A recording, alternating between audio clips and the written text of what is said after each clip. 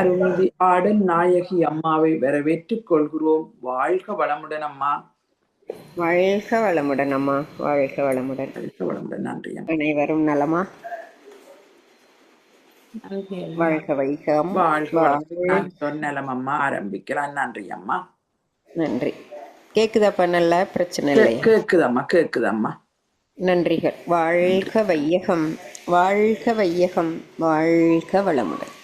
தெய்வ அறிவே திருந்திய அறிவாம், ஒய்யும் நல்வழி உள்ளுணர் தவமே, செய்யும் வினைகளை சீரமைத்திட வருவாய் அருள்வாய் குருவே என குருவின் மலரடி பணிந்து வணங்கி, மணவழக்கலை என்னும் விரிந்த விருட்சத்தின் வேறாக விளங்கும் அருளன்னை லோகாம்பாள் அவர்களையும் வணங்கி, இன்றைய தினம் இந்த ஜூம் மன்றத்தில் இணைந்து இருக்கும் அனைத்து ஆசிரிய பெருமக்களுக்கும் அன்பான காலை வணக்கத்தை தெரிவித்து கொண்டு, இன்று எனக்கு இப்படி ஒரு நல்லதொரு தலைப்பை கொடுத்து என்னை சிந்தனையில் ஆழ்த்தும் ஆசிரிய பெருமக்களுக்கும் நன்றியொழிந்த வணக்கத்தை தெரிவித்து கொண்டு, இன்று நாம் இந்த தலைப்புக்குள் செல்வோம். இந்த தலைப்பின் பயணம் ஒரு நீண்ட பயணம். அதாவது ஒரு வாழ்வின் பயணம், ஒரு ஆன்மாவின் பயணம், ஒரு அறிவின் பயணம், இறை பயணம், மனிதனாக பிறந்த ஒவ்வொருவரும் சென்று அடைய வேண்டிய பயணம். இன்னும் சொன்னால் வினை பயன் எய்தும் பயணம் என்று சொல்லிக்கொண்டே போகலாம். அதுவே பிறப்பின் நிறைவிடம் என்ற ஒரு தலைப்பு. இந்த தலைப்பை பகுத்து பார்த்தால் பிறப்பு ப்ளஸ் நிறைவு ப்ளஸ் இடம், அதாவது இரண்டு நிகழ்ச்சி, மூன்றாவதாக ஒன்று சேரும் இடம். இப்போ இரண்டு நிகழ்வுகள் என்ன அப்படின்னு சொன்னால், ஒன்று பிறப்பு. அந்த பிறப்பு அப்படிங்கிறது எங்கிருந்து துவங்கியது, எதற்காக வந்தோம் அப்படிங்கிற ஒரு 2 கொஸ்டின். நிறைவு, பிறப்புக்கு பின் வாழ்ந்துதானே ஆக வேண்டும். ஆனால் அதில் திருப்தி, அமைதி, நிறைவு அமைந்துள்ளதா என்பதை பார்க்கும் ஒரு 2 நிகழ்வுகள். இடம், நிறைவு பெறும் இடம் எது, எங்கே செல்ல வேண்டும், நிறைவு பெறும் இடம் எது, அந்த இடத்துக்கு நாம் எவ்வாறு செல்ல வேண்டும் என்பது. அப்போது நம்ம மனித இனம் எங்கிருந்து வந்தோம், எதற்காக வந்தோம், என்ன செய்ய வேண்டும், எங்கே செல்ல வேண்டும் என்ற 4 கேள்விகளுக்கு விடையே இன்றைய சிந்தனையாக அமைந்துள்ளது என்று கூறலாம். எங்கே இருந்து வந்தோம்? அருள் தந்தையிடம் வந்த அப்புறந்தாங்க தெரிஞ்சுது எங்கே இருந்து வந்தோன்னு. சாமி சொல்கிறாங்க, இறைநிலை தன்னிருக்கத்தால் எழுந்த முதல் தன்மாற்றம் இறைத்துகளாம். இறைத்துகள்கள் கூடியதோர் தொகுப்பே விண். விண்கூட்டம் ஐம்பூதம் நிறை வெளியில் விண் சுழல வெளி அழுத்த விளைவாக விண் கரைய அவ்வலைகள் காந்தமாச்சு. மறைப்பொருளாம் காந்தம் என்ற நுண் துகளின் தன்மாற்றம் அழுத்தம் முதல் 5 ஆகும். முடிவு நிலை மனமாம். அந்த மனம் இதமாக படைக்கப்பட்டவர் தானே மனிதராகிய நாம். அப்போ எல்லையற்ற பரவழி தன்னிருக்க சூழ்ந்தழுத்தும் ஆற்றலினால் இறைத்துகளாகி அவைகள் இணைந்து விண்கூட்டமாக மாறி விண்கூட்டத்திற்கேற்ப பஞ்ச பௌதீக மாற்றம் பெற்று பந்த பௌதீக மாற்றத்தின் கூட்டு சேர்க்கைக்கேற்ப நிலம், நீர், நெருப்பு, காற்று,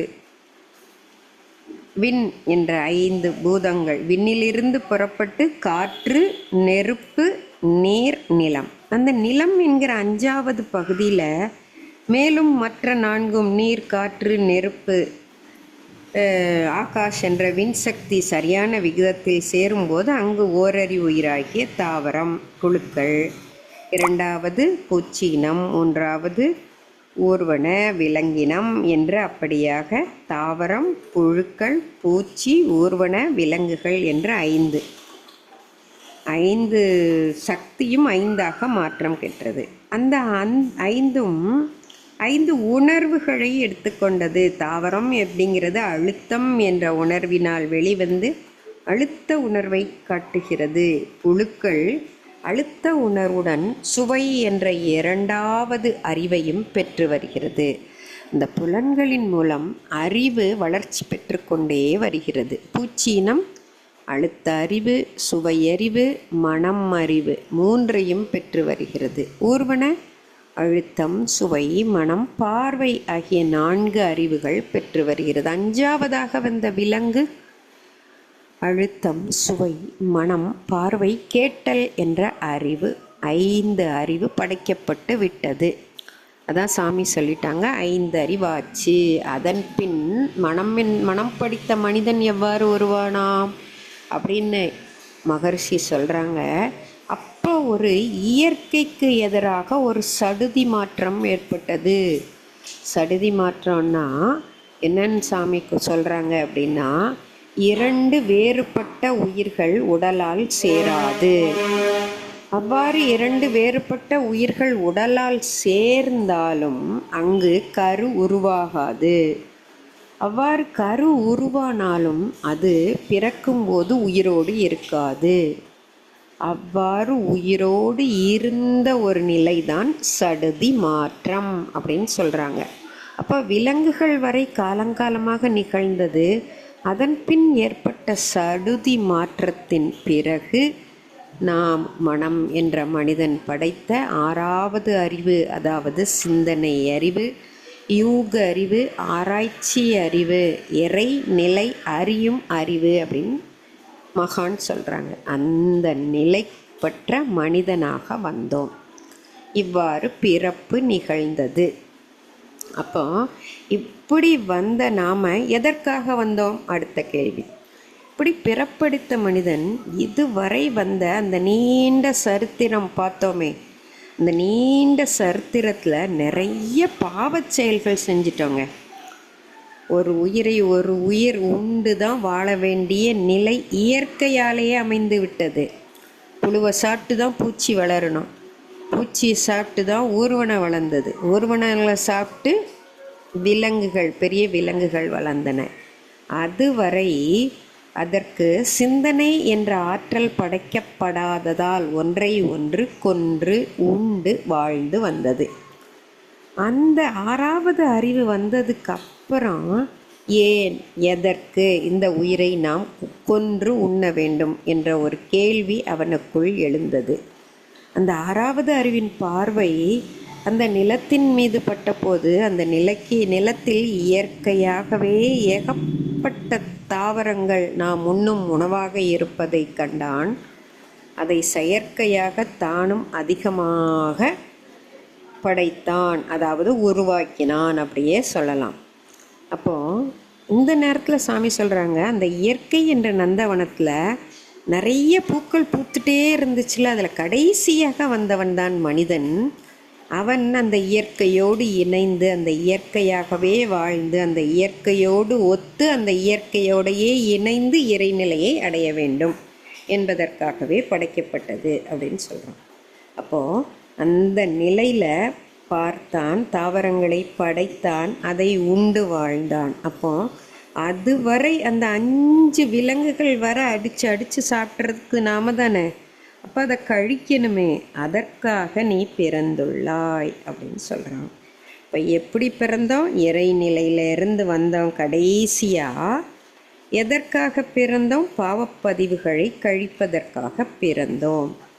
அப்போ அந்த பதிவை கழிக்கும் நிலையில் ஒரு குரு என்ற ஒரு சக்தி நமக்குள் சேர்தல் வேண்டும். அதுக்கு தான் நம்மளுடைய குரு அருள் தந்தையை அழைக்கிறாங்க. அன்பர்களே வாரீர், அறிவின் இருப்பிடம் அறிந்து இன்பமுற, தின்று திரிந்து உறங்கவோ பிறந்தோம் என்று நினைத்தால் ஏன் என உணர்ந்தோம். அன்றாட வாழ்க்கையை அறிந்து அனுபவிக்க இன்றேனும் விரைந்து எழுச்சி பெற்று உய்வீர். அன்பர்களே வாரீர், இன்ப நிலையது, ஏக நிலையது, அன்பு நிலையது, அறிந்து இன்பமுற அன்பர்களே வாரீர் அப்படின்னு நம்மளை நீ எதுக்காக பிறந்த அப்படின்னு காட்டுறதுக்கு அழைக்கிறார் குரு அவர்கள். அப்போது எங்கேருந்து வந்தோம்? இறைநிலையிலிருந்து. எங்கே சேரப்போகிறோம்? இறைநிலையிடமே சேரப்போகிறோம். இப்போ இடையில் குருவோடு இணைந்த வாழ்வு தான் நிறைவு பெற வேண்டும். அப்போ அதுக்கு நாம் என்ன செய்யணும்? நாம் வாழ்ந்து கொண்டிருக்கும் வாழ்வில் அமைதி, திருப்தி இருக்கிறதா? ஒரு கேள்வி கேட்டோமானால் இல்லையே. அப்போ குருவை அடைந்து, குரு என்ன சொல்கிறாரு? முதலில் உன்னை அறிந்து கொள், தன்னை அறிந்து கொள். உனக்குள்ள ஒரு சக்தி இருக்குது அப்படின்னு உள்ளே வந்த உடனேயே நம்ம சக்தியை மூலாதாரத்திலிருந்து எழுப்பி, மூலாதாரத்தின் 3 எழும் கனலை காலால் எழுப்பி கருத்தொருமித்து அமுத நிலை தருற ஆகினையில் வைக்கிறாரு. அதையே அன்னைக்கு இதே பாஷையில் ஔவையார் சொன்னாங்க. அதே சாமிஜி நமக்கு செய்து காட்டினார் அப்படின்னு சொல்லலாம். அப்போ அந்த மூலாதாரத்தில் உள்ள அந்த இறை சக்தியை எழுப்பி நம்ம ஆகினைக்கு கொண்டு வந்து அதை கவனி, அப்போ நீ உன்னை உணர்வாய் அப்படின்னு எடுத்துக்காட்டுறாங்க. அப்போ தன்னை அறிந்து தனக்குள் இருக்கும் அந்த இறைநிலையோடு வாழும்போது எல்லா உயிர்களுக்கும் இதே நிலைதான் நடக்கிறது என்பதையும் அந்த மன்றத்தில் பல்வேறு சிந்தனைகள் மூலம் எடுத்துரைக்கிறார் குரு அவர்கள். அப்போ நம்மிடம் உள்ள அதே சக்தி தான் அனைத்து உயிர்களிடமும் அன்பும் கருணையுமாக இருக்கிறது என்பதை தெரிந்து கொள்கிறோம். அப்போ அந்த ஆகினை தவம் முறையாக கொடுத்து, வெற்றிலையை தீட்சை கொடுத்து, அதுக்கு கடைசி என்ன சொல்கிறாங்க? தவ முடிவில் நீ நல்லா இருக்கணும், உன்னை வாழ்த்திக்கொள், உன் குடும்பம் நன்றாக இருக்க வேண்டும், உன் குடும்பத்தை வாழ்த்திக்கொள், கடைசி 2 ஒழுக்க பண்பாடு அப்படின்னு ஒன்று கொடுக்குறாங்க. நீ யாருடைய உயிருக்கும் துன்பம் தரமாட்டேன், துன்பப்படுபவர்களுக்கு என்னால் முடிந்த உதவிகளை செய்வேன் அப்படின்னு தன்னை அறிவதற்கு இந்த 2 ஒழுக்கச் செயல்களையே மேலோங்கி வாழ்வில் அமைதி, திருப்தி ஏற்படும் அப்படின்னு சாமி நமக்கு எடுத்துக்காட்டுறாங்க. இதைத்தாங்க நாலடியார் பாடல் ஒன்று கூறுகிறது.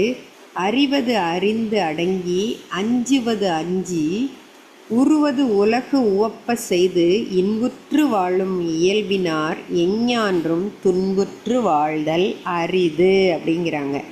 அறிவது அறிந்து அடங்கி அப்படின்னு சொல்கிறது, அறியாகிய இறையை அறிந்து உணர்ந்து, அடங்கி மீன்ஸ் அதை நம்ம உணர்ந்து, தனக்குள்ளாக உணர்ந்து, வெளியே அப்படியே ஆர்ப்பரிக்காமல் உள்ள உணர்ந்து, அஞ்சுவது அஞ்சி, அறமற்ற செயல்களை செய்வதற்கு அஞ்சி, அறமற்ற செயல்களை செய்யாமல், உருவது உலகுக்கு ஒப்பச் செய்து, செய்யும் செயல்களையெல்லாம் உலக மக்கள் துன்பம் ஏற்படாமல் இன்பமே ஏற்படும்படி செய்து, இன்புற்று வாழும் இயல்பினர், அந்த மக்கள்லாம் இன்புறதை தான் பார்த்து தான் இன்பமாக வாழும் இயல்பை உடையவர்கள் எஞ்ஞான்றும் துன்புற்று வாழ்தல் அரிது, எப்பவுமே துன்பம் அடைய மாட்டார்கள். துன்பமல்லாத நிலை அமைதி, திருப்தி, நிறைவு என்ற ஒரு நிலை ஏற்படும். அதுதானே நிறைவு நிலை. அப்போ நமக்கே பாருங்கள், யாராவது கஷ்டப்பட்டாங்கன்னா ஒரு சின்ன உதவி செஞ்சுருப்போம், அன்றைக்கு என்ன ஒரு திருப்தி, என்ன ஒரு நிம்மதியான தூக்கம். அது அன்றாடம் நிகழ்ந்தால் அதுவே தான் நிறைநிலை, நிறைவு நிலை. இப்படியே பல பல தொண்டுகள் செய்து தான் அருள் தந்தை ஒரு பாடலில் சொல்கிறாருங்க. இன்று நான் நிறைவு பெற்றேன் இறைவா, இன்று நான் நிறைவு பெற்றேன். நின்றேன், நடந்தேன், உனை நினைந்து தேடி அலைந்தேன், சென்றேன் பல இடங்கள் சிந்தனை விரிந்த பின். இன்னும் ஒரு 12 வரிகள் போய்கொண்டே இருக்கிறது. அதாவது இறைவெளி துவங்கி மனிதன் வரை வந்த வரலாறு, அதெல்லாம் சீராக இயக்கம் பெற்று இறைவா, அன்பும் கருணையுமாய் அகன்ற நிலையில் உள்ளாய், என் மனதை விரித்து இணைத்து கொண்டாய் உன்னுள்ளே, கர்ம வினைகளெல்லாம் கழிந்தன உணர்கின்றேன், உன்னை அறிந்து உய்ய உலகோருக்கு தொண்டு செய்வேன் அப்படின்னு சொல்கிறார். அந்த தொண்டு அப்படிங்கிறத மற்றவர்களுக்கு செய்யும் அறச்செயலை நாம் கையில் எடுக்கும்போது அதுதான் நிறைவு அப்படிங்கிறாங்க சாமிஜி. அதுக்கு கொடுத்துருக்கிற தலைப்பு என்ன தெரியுங்களா? மறைபொருள் உணர்ந்த நிறை கவி, நிறைவு பெற்ற கவி. இந்த உலகத்தில் இருக்கும்போதே அவர் நிறைவு பெற்றார் பாருங்க.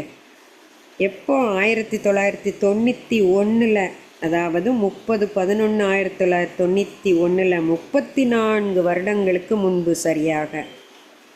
அப்போ நம் மகான் பிறப்பின் நிறைவிடம் அடைந்து விட்டேன் என்று ஒரு ஆனந்த கவி பாடி இருக்கிறாரே.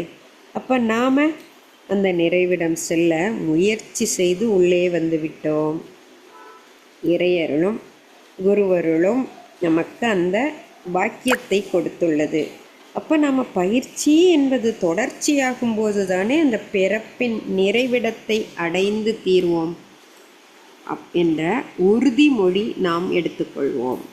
அதற்கு தடையாக உள்ளவற்றை விளக்கத்தின் மூலம் மாற்றி அமைத்து கொண்டு, மாற்ற முடியாதவற்றை ஏற்றுக்கொண்டு நடக்கும் அனைத்தும் இறைவனின் செயல் என்ற பற்றற்ற வாழ்வின் மூலம் நிறைவு பெறுதல் என்பது திண்ணமே.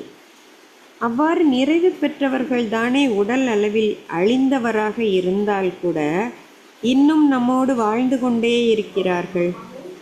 திருவள்ளுவர், திருமூலர், ராமலிங்கர், அருள் தந்தை, பாரதி என்று நம் மனங்களில் வாழ்ந்து கொண்டிருக்கும் அனைவரும் நிறை நிலையை அடைந்தவர்கள். ஆனால் அவர்கள் உயிர் எங்கே போயிருக்கு அப்படின்னா, சாலோக்கியம் என்ற கவர்ச்சி நிலை கடந்து, சாமீப்பியம் என்ற சூரிய கழம் கடந்து, சாரூப்பியம் என்ற பேரியக்க கழம் கடந்து, சாயுச்சியம் என்ற சுத்த வெளியோடு கலந்து நிறைவிடம் சென்று சேர்ந்து விட்டது. உயிர் நிறைவிடத்துக்கு சேர்ந்து விட்டது. அவர்களுடைய பதிவுகள் நம்மோடு உலாவிக்கொண்டே இருக்கின்றன. அவர்கள் கொடுத்த பதிவுகள். இதைத்தான் கையில் எடுத்துட்டு பாரதி கூட ஒரு பாடல் பாடுறாருங்க. எத்தனை கோடி இன்பம் வைத்தாய் எங்கள் இறைவா, இறைவா, இறைவா, எத்தனை கோடி இன்பம் வைத்தாய், சித்தினை அசித்தியுடன் இணைத்தாய், அங்கு சேரும் ஐம்பூதத்து வியனுலகம் சமைத்தாய், அனைத்து உலகமும் வர்ண களஞ்சியமாக பல பல நல் அழகுகள் அமைத்தாய், முத்தி என்றொரு நிலை சமைத்தாய், அங்கு முழுதினமும் உணரும் உணர்வமைத்தாய், பக்தி என்றொரு நிலை வகுத்தாய், எங்கள் பரமா பரமா பரமா என்ற ஆச்சரியக்குறியோடு நிறைவு செய்திருக்கிறார். எத்தனை கோடி இன்பம் வைத்தாய். அப்போ அவங்க எங்கே இருந்து பாடுறாங்க? அந்த பறவெடியிலிருந்து அந்த பேரியக்க மண்டலத்தை பார்த்து பாடுகிறார் போலும் நமது பாரதி. அப்போ அதனால தானே சொல்கிறாரு, இன்னும் அந்த சித்தம் என்கிற நினைவை அந்த அசையாத ஒரு மெய்ப்பொருளோடு இணைத்து விட்டாயே இறைவா அப்படிங்கிறாரு. அப்போ சுத்த வழியில் இருக்கார். அங்கேருந்து பேரியக்க மண்டலத்தை பார்க்குறாரு. அத்தனை உலகமும் வர்ண களஞ்சியம், எது கோள்களெல்லாம் நட்சத்திர கூட்டங்களெல்லாம் அழகழகாக இருக்க, அதை உருவாக்கினாயே அப்படின்னு சொல்கிறாரு. இன்னும் சொல்ல போனார், அந்த இடத்துல தான் எனக்கு பக்தி என்றொரு நிலை கொடுத்தாய், அந்த இடத்துல என்னை வாழ்வித்தாய், உணரும் உணர்வு அமைத்தாய் அப்படின்னு சொல்கிறார். முக்தி என்றொரு நிலை சமைத்தாய், முழுதனையும் உணர வைத்து பக்தி என்றொரு நிலை வகுத்தாய், பரமா பரமா பரமா அப்படின்னு விழித்து நிற்கிறார். அந்த நிலையில்தான் நாம் அனைவருமே சென்று சேரக்கூடிய இடம் அந்த முக்தி நிலை என்றதொரு நிலையே ஆகும். இந்த உலக வீட்டில் பிறந்தோம்.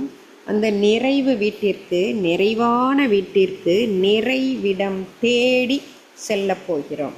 அந்த தேடி செல்லும் இடத்தில் அதையே நம்மாழ்வார் ஒரு தேடி செல்லும் இடத்துல கடமையை ஒரு கையில், கடவுளை ஒரு கையில் பிடித்து கொண்டு நாம் கடந்தோமானால் நாமும் அந்த நிறைவிடம் சென்று அடையலாம். இதையே நம்மாழ்வார் ஒரு பாடலில் கூறுறாருங்க. நன்றாய் ஞானம் கடந்து போய் நல்லிந்தீரியமெல்லாம் ஈர்த்து ஒன்றாய் கிடந்த அரும் பெரும் பால் ஓப்பில் அதனை உணர்ந்து உணர்ந்து சென்றாங்கு இன்ப துன்பங்கள் செற்று களைந்து பசையற்றால் அன்றே அப்போதே வீடு, அதுவே வீடு வீடாமே, அதுவே நிறைவான வீடு, அரும் பெரும் பாழா இருக்கு, அழிவில்லாத ஒன்றா இருக்கு. அந்த இறைவழியே வீடு. அவ்வீடே நான் என்னும் அறிவாகவும் விளங்குகிறது, பேரறிவாக விளங்குகிறது அப்படின்னு நமக்கு அருள் தந்தை அதையே தான் பேரறிவு நிலையை சென்று அடைய வேண்டும். அந்த சுத்த வெளிக்கு நம்மை அன்றாடம் கூட்டிச் சென்று, அப்போலாம் துரியாதீத தவம் செய்கிறோமோ அப்போலாம் அந்த சுத்த வெளிக்கு போய் போய் போய் பழகுங்க. ஏன்னா நீ நிறைவு பெறும் இடம் அந்த சுத்த வெளியே. அந்த நிறைவு பெறும் இடத்துக்கு போக போக போக தான் இந்த பிறப்பின் நோக்கம் பிறவி பயன் நிறைவு பெறும் என்று கூறி நம்மையெல்லாம் அழைத்து செல்கிறார் குரு அவர்கள். நான் முன்பு கூறியது போல குருவை ஒரு கையில், கடமையை ஒரு கையில் எடுத்துக்கொண்டு நாம் வாழ்வாங்கு வாழும் போது அந்த பிறப்பின் நிறைவிடம் நாமும் ஒவ்வொருவரும் அடைய முடியும். அதற்கான வாய்ப்புகள் தற்போது நமக்கு அன்றாடம் நம்ம ஜூமில் இதெல்லாம் நினைத்து பார்க்க முடியாத ஒன்று தானே. ஒரு 10 நிமிஷத்துக்கு முன்னாடி கிச்சனில் இருந்தேன், இப்போ உங்களோடு இந்தவற்றை பகிர்ந்து கொள்ளும் வாய்ப்பு நமக்கெல்லாம் கொடுத்து அன்றாடம் நம்முடைய சிந்தனையை தெளிவுபடுத்தி தெளிவுபடுத்தி தெளிவுபடுத்தி நம் பாதையை நன்றாக வகுக்கும் நம் ஆசிரியர் பெருமக்களுக்கும் நன்றி கூறி, இதை அருளிய குருவுக்கும் நன்றி கூறி, அனைத்தையும் செவிமடுத்த அன்பு வேதாத்திரிய உறவுகள் அனைவருக்கும் நன்றி கூறி இத்தகையதொரு நிகழ்வை நிறைவு செய்து கொள்கிறேன். வாழ்க வையகம், வாழ்க வையகம், வாழ்க வளமுடன். அனைவருக்கும் நன்றிகள். வாழ்க வளமுடன்.